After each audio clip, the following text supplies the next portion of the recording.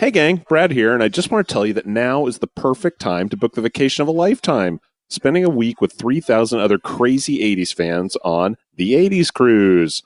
Royal Caribbean's Explorer of the Seas leaves Miami on March 8, 2020 for 7 glorious Caribbean days, with stops in San Juan, St. Thomas, Punta Cana, and Labadee. But the real fun comes from the performances by the B-52s, Bret Michaels, Berlin, Loverboy, Grandmaster Flash, Tony Hadley of Spandau Ballet, Tony Lewis of the Outfield, Patti Smythe and Scandal, Lita Ford, Midnight Star, The Jets, The Motels, Big Country, Katrina from Katrina and the Waves, Annabelle from Bow Wow Wow. Oh my gosh, can you believe that list? And everybody's favorite tribute band, Jesse's Girl.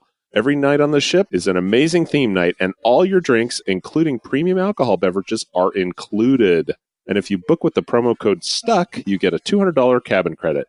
Don't wait. Book today and relive the 80s with Spearsy and me on board the 80s Cruise. Find out more at www.the80scruise.com. Now on with the show. Travel back in time to the 80s, reliving the shenanigans. It was the early 80s, and sex was still a good way to meet new people. The disappointment. Now that's a real shame when folks be throwing away a perfectly good white boy like that. And the self-confidence. I'm 6 foot, 3 inches tall, and maintain a very consistent panda bear shape. Because just like you, we're stuck in the 80s. Sure, it's not 1985 right now, but who knows what tomorrow will bring.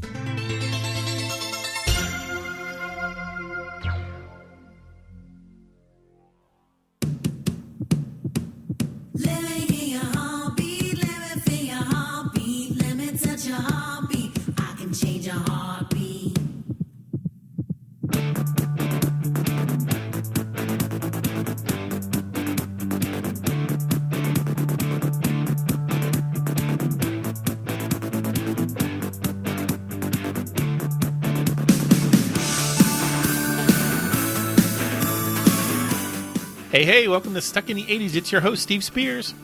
And Brad in L.A. And today we're speeding up the old clock to talk about new music from our 80s heroes. Save the clock tower! Save the clock tower!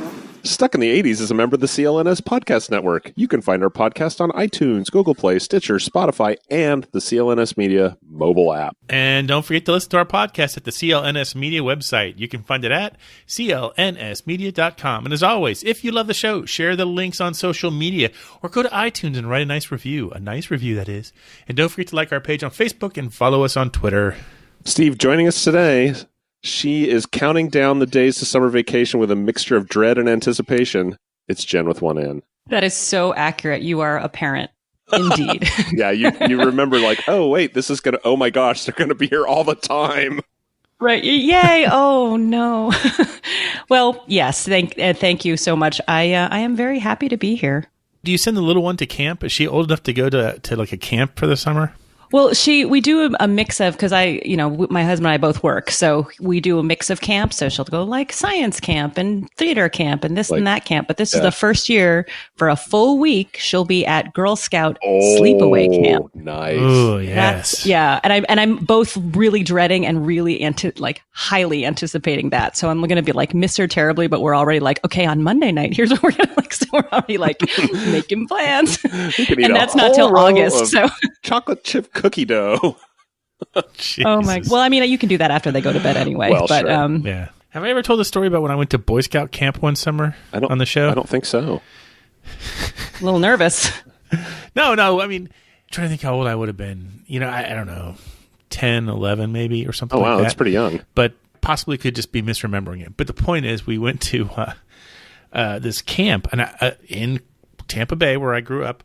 And we were there for a week. And so we were in these little Adirondack tents. So no AC in summer in Florida. The secret, they said, to staying cool without air conditioning is lots of, shower to shower powder. Oh, this sounds familiar. This is ringing a bell. Yeah. I mean, they're like, oh, you don't need air conditioner as long as you have shower to shower, which probably should have been the product's commercial. So we had 40 Boy Scouts, all with bottles of shower to shower talcum powder.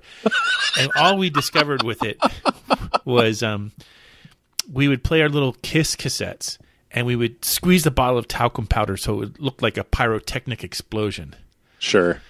So man. you walk in you'd walk into any given tent, and it would just be nothing but powder floating in the air and covering all the surfaces. It probably looked a lot like what it was like backstage at an actual Kiss concert, but different powder. But yeah, yeah, different powder. Oh, man. So yeah, when I think of summers at camp, I think of talcum powder. So that's really funny. I know I've told that story. No, it feels familiar because I was about to make an axe joke, and then I was like, hang on. I think I've made this axe joke before. Yeah.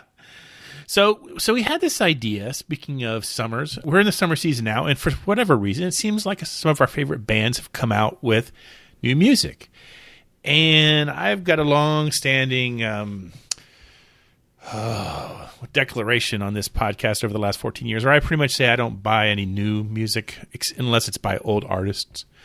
So I will buy the new Pet Shop Boys or the new Journey album, and we'll give them a listen, and we'll see what we have to say. But we have 3 new artists today, or I should say 3 old artists today, who've released new music, and we'll play some snippets of their songs, and we'll tell you what we think, and also we'll tell you how to catch them on tour this summer. How's that sound?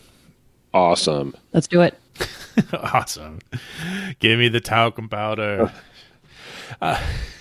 Boom. I miss it. Yeah, poof. It doesn't help also that I'm listening to the Paul Stanley memoir on audiobook right now, so that's all I'm thinking about is Kiss and Shower to Shower. So anyway, I digress. It's a lot to take in, I'm just saying. So the first artist I want to talk about is Howard Jones. Howard Jones has his first new album in 10 years.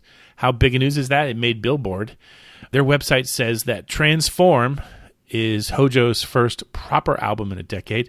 It was released last week, May 10th. And Hojo reportedly got the bug to write the new album after he wrote a couple songs for the movie. Did anyone here see Eddie the Eagle? I don't think so. Is it a cartoon? No. It's about the British ski jumper. Oh, right. Okay, then no. Here's what I know about that movie. 2 years ago, we had a trivia question about Eddie the Eagle, and I couldn't find any images of the actual Eddie the Eagle because the internet was so full of movie pictures. That's true. So Howard Jones wrote 2 new songs for the movie and sort of just kind of got the writing bug again. And so he teamed up with the artist known as BT, and together they wrote 3 songs, including this one called The One to Love You.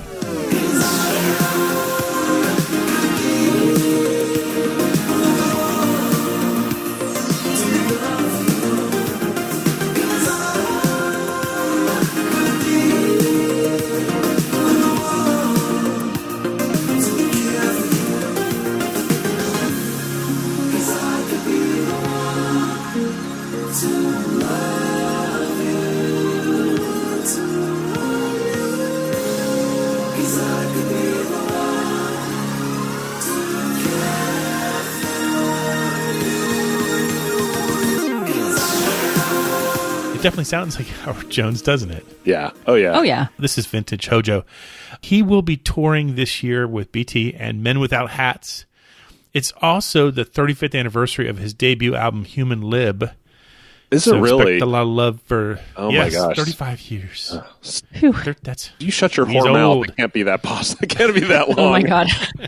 I think it'll be a pretty interesting set list because I'm sure he's going to mix in like maybe 2 or 3 songs from the new album with a lot of Human Lib. Yeah.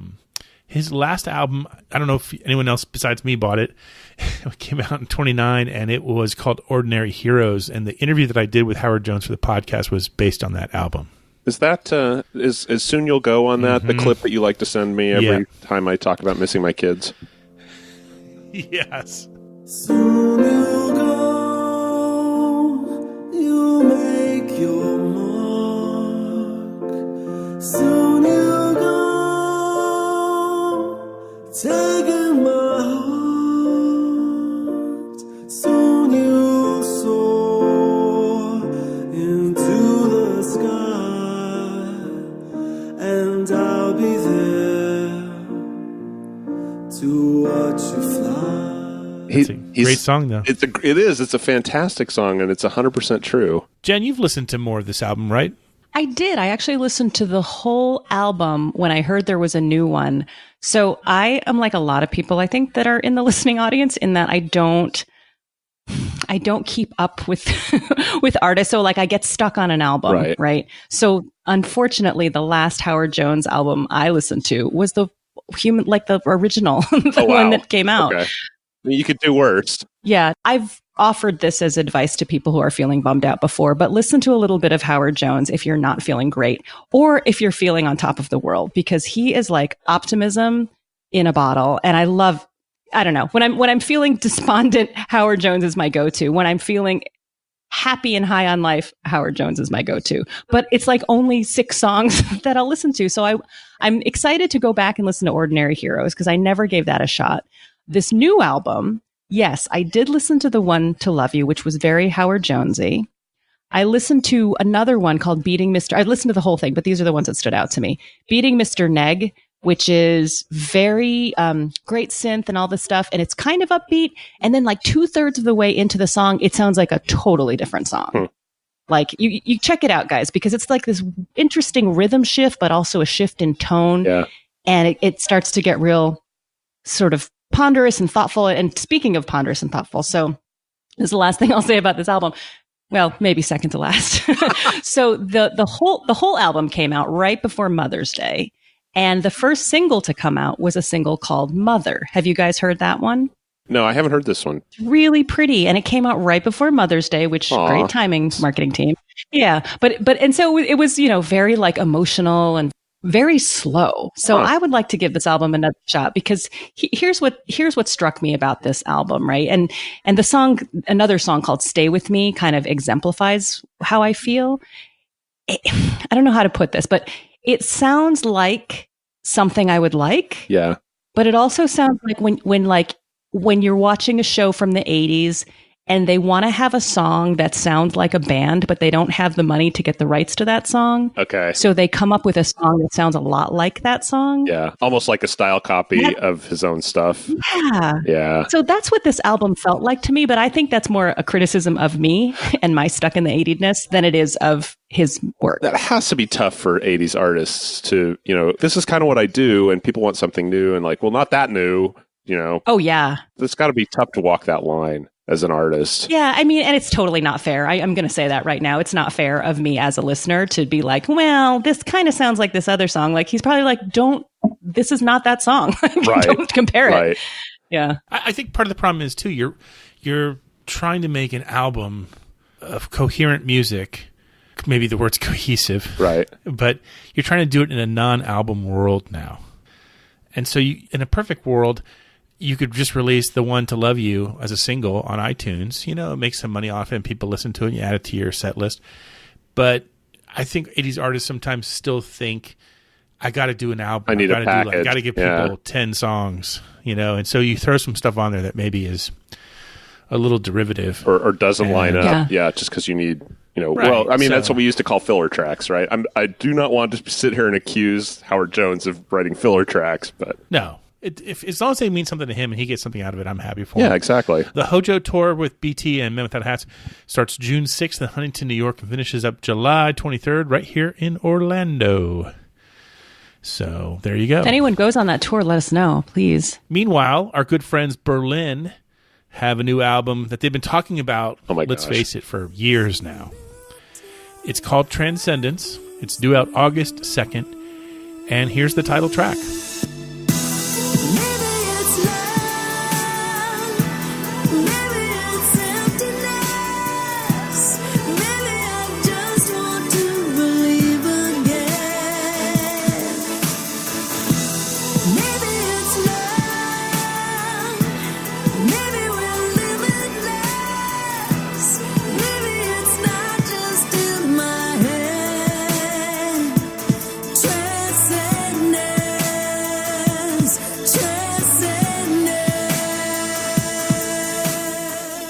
What do you guys think?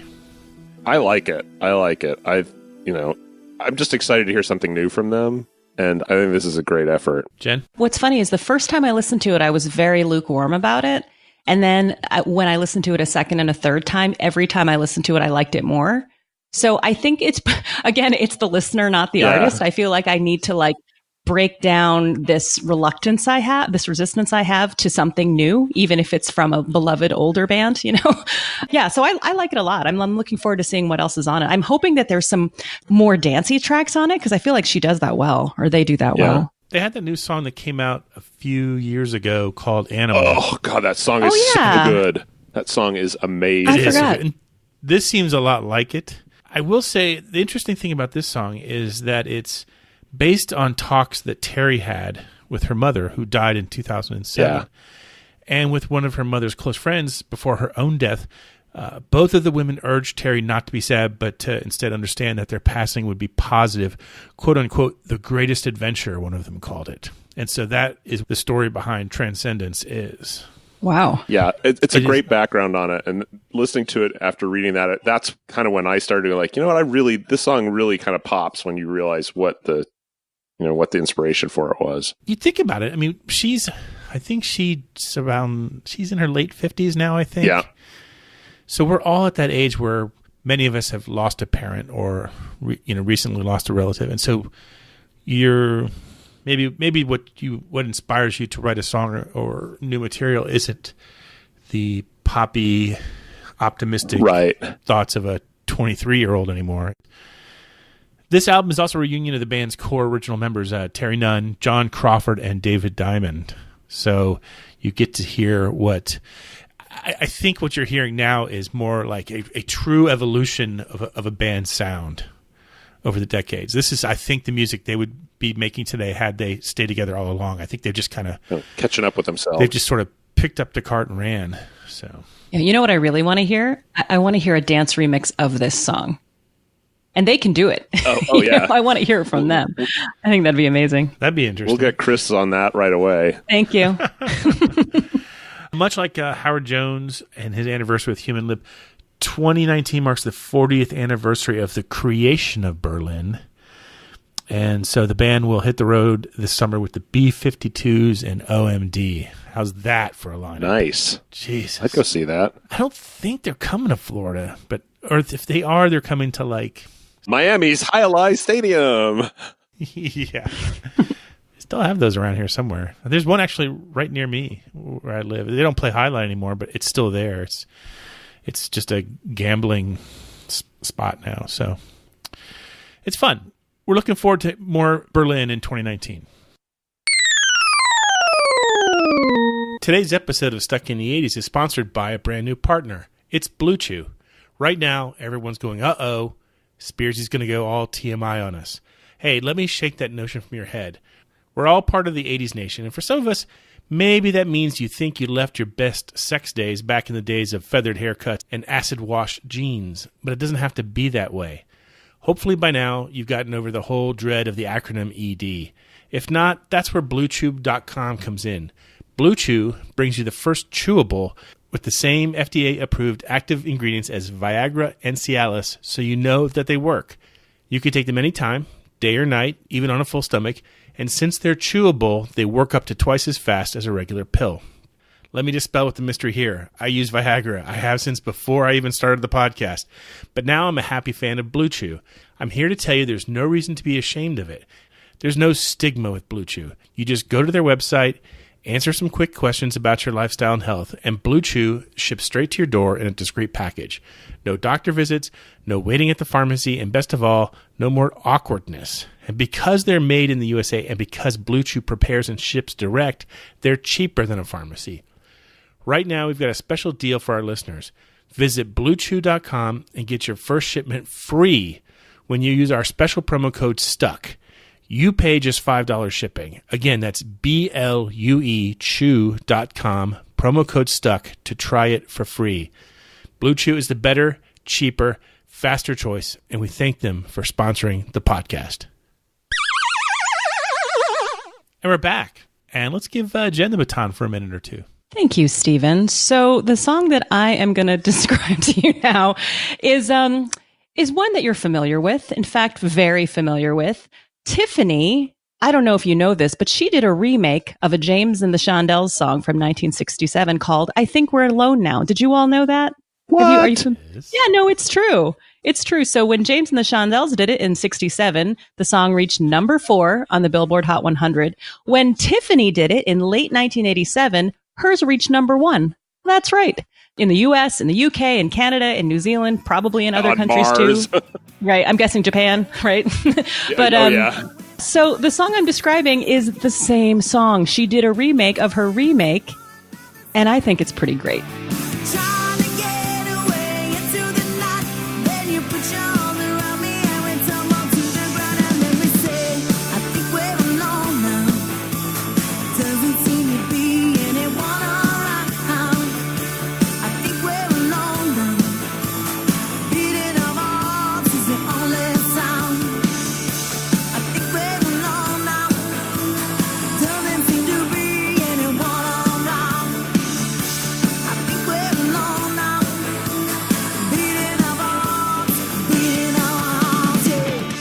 I gotta say, I like this better than the 1987 version. Right? I thought the same thing. Brad, what do you think? I will say that this song, in any of its versions, is a terrific and horrible power of earwormedness.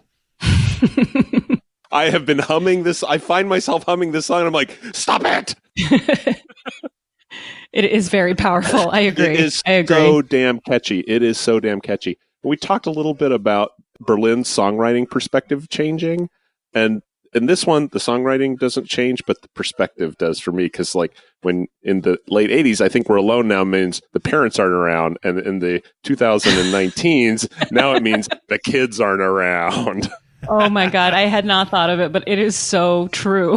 That like, is so oh my gosh, true. we have a minute together. Ooh, do we still have any candles? Yes, we have candles. Okay, great. Too late. Here one comes. Oh. Mom!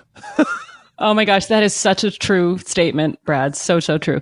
So I have to tell you, Tiffany, in describing this new version, which just came out maybe a month ago, not very long ago, she was talking about the fact that this version is like a rockier version. It's like a more guitar-driven version, which is obvious right away. So I'm just going to read you the quote really quick, because I want to talk a little bit about her latest album.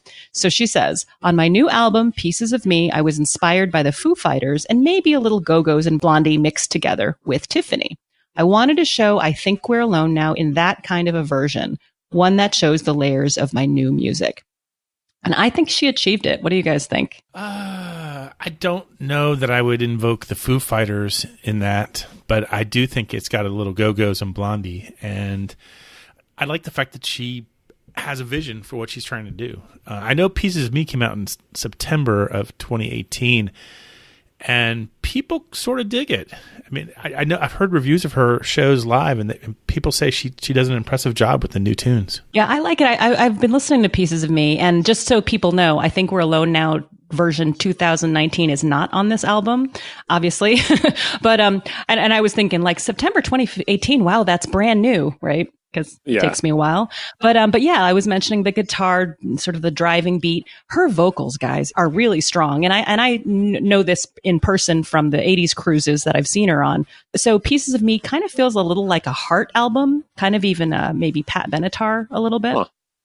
But Steve, you mentioned the Foo Fighters, and you can't hear that inspiration in the remake of I Think We're Alone Now, but you can definitely hear it in Pieces of Me. I mean, several songs. I mean, it just feels like almost tipping even further into homage and a little bit of imitation, if I may be so bold. But there's a couple songs. Beautiful is a good one. Waste of Time and Heartbeat Away. Those are the three that I really liked a lot, but they are so Foo Fightery, really a lot, which is a good thing, I think. I got to go back for a second and ask Brad a question that's been bugging me for like the last 5 minutes. It's the whole candles remark. Brad, I mean, is that, do I need, I mean, do you really break out the candles for that? It's just setting the mood. Just setting the mood. But you really do that? That wasn't a joke? It could happen. I mean, it's not like, I mean, I know this surprises you that I don't have a checklist for fun time with Mrs. Williams, but, I'm not saying that it has to happen, but it could be a nice, candles are a shorthand, like slipping on a banana peel is supposed to be funny. Like candles are a shorthand romantic thing. That's all I'm saying. Oh, okay. And right. Jen, where do you stand on, are you pro candle or anti candle? I am pro candle, within limits. I never believe when like people are like, you see those movies where there's candles everywhere, like all around the tub. Yeah. Yeah, and I'm like, it's got to clean that up. Like you have to scrape that melted wax. That is a pain in the ass. So I had like a small, contained, possibly lightly lemongrass scented candle, like nothing fancy. But I'm thinking about the August summer camp week that's coming up, and I believe there's going to be a candle roundup when that happens. I think we're alone now. Yes, we may exhaust our supply of candles. Lemongrass stocks are soaring for reasons we cannot understand. Lemongrass. That's so obscure. Now I'm like, I'm going to have to go on Amazon.com and find some. Anyway, Tiffany is currently on the road with New Kids on the Block for the 2019 mixtape tour, along with Debbie Gibson, Salt and Pepper, and Naughty by Nature. Anyone got tickets to see that one? Brad? No. Although, you know what? If someone showed up and gave me a pair of tickets, I would think about going just for the lulz. And a candle. So no, there would be no sexy time at that concert. I would want to go for all the ladies, honestly. I would want to go see Tiffany, Debbie Gibson, Salt and Pepper, and the others I would maybe use the bathroom at those times. But yeah, I would love to go see that show. I have no idea where they're playing. Now I'm curious to look it up. It's a big tour. Check it out. It's a big national tour. In the meantime, let's check out The Seggies.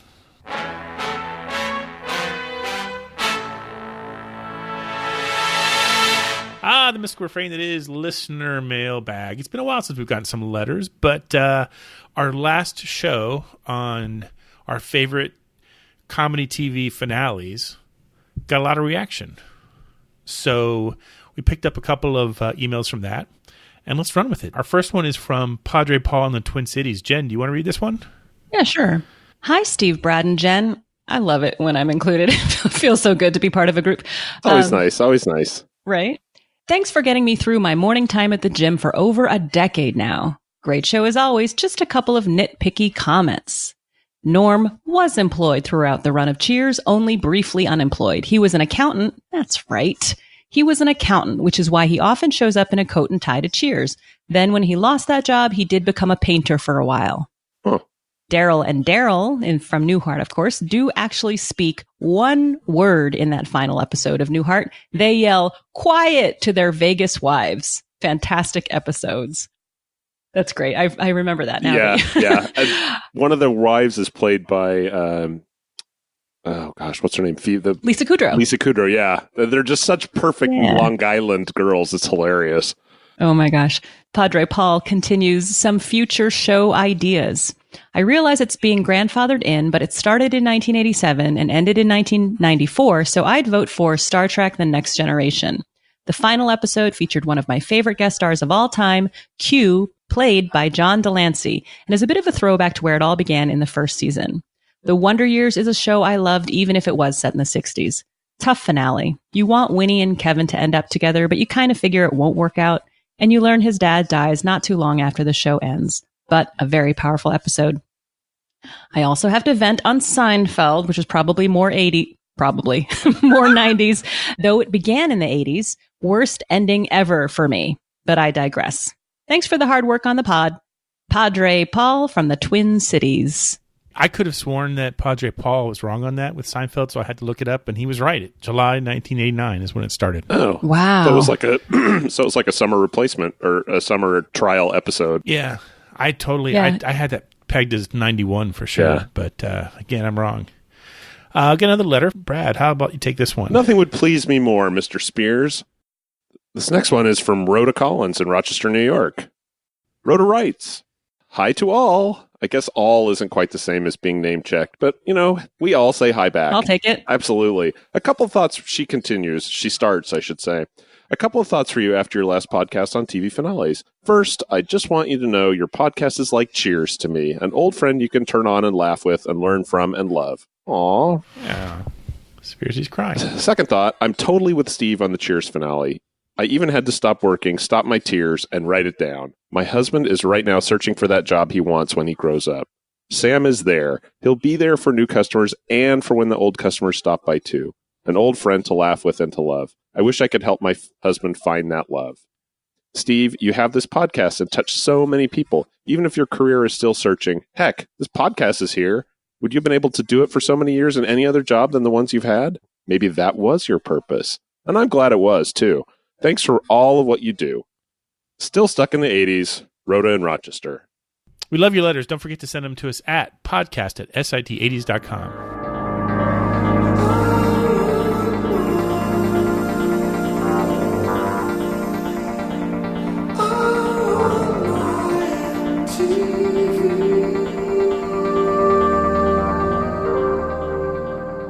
Must be time for I Want My Mystery TV Theme Song. Well, this is the segment where we play a piece of a TV theme song from the 80s. If you get it right, you can be registered for some swag. Pay attention. Here was last week's mystery clip.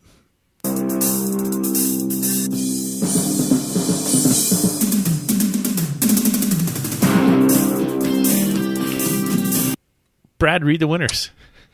I have done so, Stephen, for there are none. Yes. What? There are no winners. Come on, people. How is this possible? That's a long clip. Do you want more? Well, see, here's a slightly longer clip.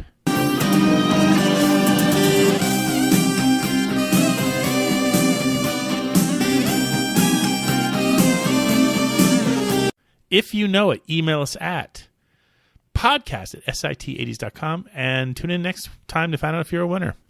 We'll be right back after this commercial break.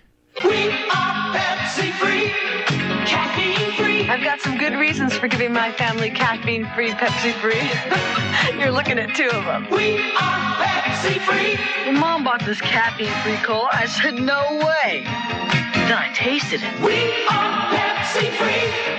Pepsi-free's got great taste. Who needs anything else? And all that taste is caffeine-free. Just taste it. We are Pepsi-free. Regular and diet. Of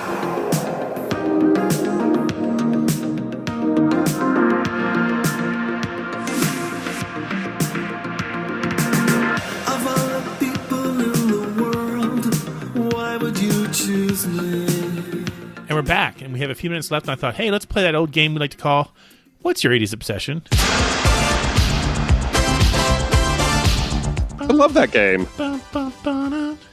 Brad, what's your 80s obsession? My 80s obsession this week, Steve, I've learned from our co-host Jen, I have two. First one I'll make very short. Do you remember for our 501st show, we did like an intro on 501s? 501 jeans? Mm-hmm. Yeah. So I was shopping for some new jeans recently, and I thought, you know what, I'm going to try 501. I'm going to give 501s a try. Oh my gosh, no, terrible. The cut of those jeans is like wearing a burlap sack. What? They're awful. The way the jeans are cut is just not good. No.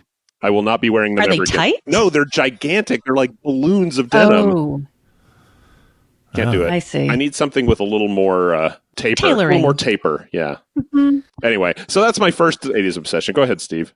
Okay. Did you have any comments on that? Did you wanted to join? Yeah, I mean, the 501 Blues, they have the button fly, right? Yes. Do you remember the first time you ever tried that and how hard it was to do? Yeah. But it became very natural. You got to break them in. Yeah, it became very natural. If that's all, speaking from experience, if that's the only jean you wear for, a decade or so, you get pretty good at it. Yeah, you could like rip them open when you had to take a whiz. But I mean, yeah. that first time you're like, oh my God, what the hell? My bladder's going to explode. Why do they hate zippers? Yeah, agreed. But I will not be going back to 501s. I may once again wear button fly jeans, but they're going to need to be a little more tailored, as you say, Jen. Anyway, so my second one is. Well, they're supposed to shrink to fit. No, right? no, I was not. I was not trying on the shrink to fit ones because I didn't have that kind of time. I was trying on the pre-shrunk Gotcha. ones. Yeah, no, These better fit already, jeans. exactly. I don't have time for that. Come on, I'm busy. So my second one is, believe it or not, another podcast. It's called Finding Drago. Now, which Drago do you think we might be talking about, Steve?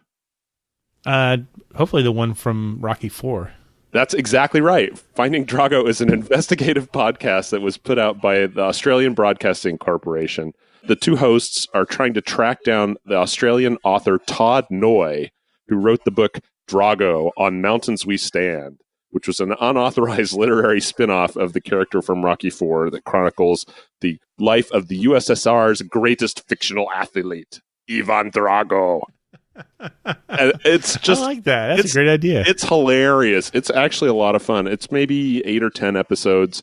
Listener Citizen Buck in Bentonville, Arkansas sent me a link to it and said, hey, I think you should check this out. I think you'd like it. And it was a time when my commute was extra long, and so I had a lot of time. So I tore through it in about a week. It was a lot of fun. I really think you should check it out. If you're any kind of fan of the 80s, of Rocky IV, of fan fiction writers who try to obfuscate who they are, it's a lot of fun. Check it out. It's blowing my mind. It's so many layers of things. I'm just trying to sort it all out. It's very confusing and exciting at the same time.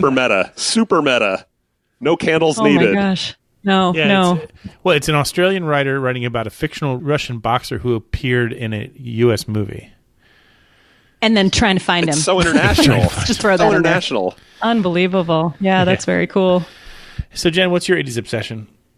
So different from what was just described. So there was a movie or a TV show rather, that debuted last summer. It's a Ryan Murphy joint. Do you guys ever watch like Glee or American Horror Story? Any of his work? I have. Yeah, sure. Yeah, kind of like lukewarm about. Anyway, This show is called Pose, and season 1 is now available on Netflix, which is very cool. Have either of you even heard of this show? Because it's kind of under the radar a little bit. No. That's a strong no. I saw that on all caps, and I assumed you were going to talk about Glow, and then I realized those weren't the actual letters. Right. It's 4 letters, true, but no. So Pose is a kind of an hour-long drama that is about the ballroom scene in New York City in the late 80s. So if you don't know what the ballroom scene is, sort of like young men, gay men, transgender people who would get together and like have runway shows, like as though they were supermodels, but there'd be different categories. Like, like there would be high preppy, or they would be like businessman or real. There's a lot of talk about realness and who looks real, like who looks like a real woman. But the way the ballroom culture was organized was by houses. So a lot of times this is not wealthy people we're talking about. These are people who are marginalized on the sidelines, many of them quite poor. And this is the thing that they do to survive and feel dignity and grace and like they're people, like they're real actual live people. Yeah. This is their community. And there's a lot of music in it. And so this show sort of takes those worlds and you just introduces you to them. And there's different houses and different people. It's all mostly unknowns. The only person that most people would recognize is James Van Der Beek. So he plays this kind of like Gordon Gekko-ish type of a character. So you kind of see that world. But the art direction in this show is flawless. So it's late 80s. There's a lot of like Jodie Watley, Whitney Houston. I mean, it's awesome. The clothes are awesome. Even like the everyday clothes are really like, they look like they're from late 80s Manhattan or boroughs, Brooklyn and Queens and stuff. But it's such a good show. I will say that it's quite melodramatic in tone. So the acting's a little uneven because it's a lot of newcomers, but it's so compelling. And it's these stories of these people that you have never heard before. And when's the last time you were able to say that about a TV show, right? So I love it. And I'm really, really excited because season 2 is coming out, I think, June 11th. It's coming out really soon. So I'm so excited to see sort of what happens to these families. And the thing is that they're families because they get together and they help one another. Yeah. Like their real families have kicked them out, disowned them, just have set them apart from everybody else. And so this is the way they sort of find each other and survive in late 80s New York. But it's so, so good. So you probably think that I'm just naming one thing right now. I have a second thing. No. But this is very related. It's to help people who want to watch season 1 but are unfamiliar with this world. So there's a movie called Paris is Burning. It was released in 1990, but it was shot in the mid to late 80s. It's called Paris is Burning. It's not very long. It's on Netflix, and it's a really good sort of quick way to see sort of what the show is about and what the world is all about in Pose. So those are my two obsessions, and I'm like, June 11th can't come soon enough. But yes, Pose season 1 on Netflix, and also a movie called Paris is Burning documentary, also on Netflix. Well, here's my 80s obsession. It is something more set in the past. Lately, for some reason, I'm obsessing about the 1984 movie Electric Dreams. Did everyone see that? Was it just me? Of course. In the theater. Come on. Love that movie. Yeah. Well, what drives me nuts is it's not available. Like, you can get it on DVD, but not the version that plays in the U.S. on U.S. DVD players. I didn't know that. So it's very hard to find. It is available on YouTube, I discovered. The whole movie is there. And I tried to watch it last weekend. And it's like Brad said about the Newhart show last episode. It's hard to watch. It's so grainy you can barely tell what's going on in the scenes. But I love the movie. And then last week, after I was watching the movie for a few minutes, I started thinking about the song by Phil Oakey from the Human League, Together in Electric Dreams. And I started realizing that the lyrics of that song are not as happy as I always once thought they were. And so I wrote my first blog item in about 6 months on the sit80s.com site called Sad Songs in Disguise, Together in Electric Dreams. And I talk about my frustration upon this is not a happy seems song. to be happening to me a lot lately. Finding songs that I think are happy love songs. And then when I dissect the lyrics, I realize, no, it's not. It's the opposite. So that's been my thing, Electric Dreams. I hope someday, if someone has a good burned copy of it somewhere, I wouldn't mind if it mysteriously showed up in my email or something like that. Hook a brother up. Virginia Madsen, oh my gosh, as a cellist, no less. Geez, she was at her height right then. It is a better movie than it gets credit for. Only still has a 44% rating on Rotten Tomatoes. I think most 80s fans are on your side. I think most 80s fans love this movie. Good, as well they should. Those are our picks for some of our favorite new music from our old heroes. If you guys are listening to new music from your old favorites, please send us an email at podcast@sit80s.com. In the meantime, Brad, Jen, and myself will be looking for lemongrass-scented candles for those alone times because we are hopelessly stuck in the 80s. I think we're alone now. Doesn't seem to be anyone around. Stuck in the 80s is a member of the CLNS Media Network. Special thanks to Check Battery Daily for our theme music. And don't forget to subscribe to the podcast on iTunes, Stitcher, or the CLNS Media mobile app.